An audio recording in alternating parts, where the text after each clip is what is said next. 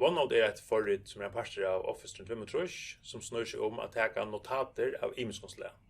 Det blir til å legge alt slag av notaten i OneNote, bare mynter, video, det som du skriver, det som du finner av neten, og gøyma heimasøyer, alt mulig kan du gøyma i OneNote.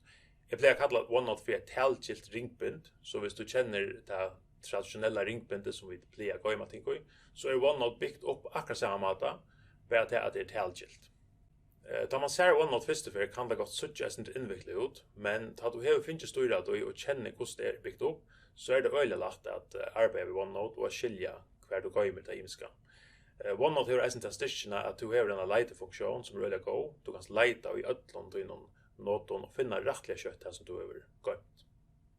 OneNote er så byggt at det er gømt av neten, så du arbeider vi forrige noen begge online. Du kan svære inn i kjøkken browseren og bruke OneNote handveien. Du kan eisne ha skrivebordsforrite av teltene som du skriver vi. Og du kan eisne ha en app av telefonene her som du kan lattlige suttjettene noter.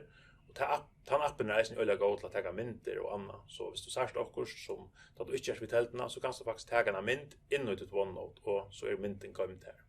De som får mest glede av å bruke OneNote er de som har nekva bølter i luftene, og har ganske nekva tankar, og har bruk for en steg her som det kjøtt kunne gøyma i mist, og som kjøtt kunne finne det atter, og så flatta det sammen og bruka det i en nøren sammenheng.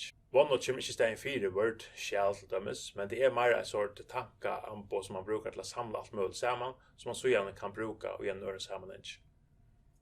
Alskyns som vi har om OneNote, her blir til at få til yvirlitið i OneNote, som gjør at du lattelig kan være i gang ved å bruke OneNote, og vi viser eisene hva for imest tilfell kan legges til OneNote og lære deg å bruke det, så er det at du tar til fra sted fra Skynon, så er det for å bruke OneNote av din arbeidsplass på en vei.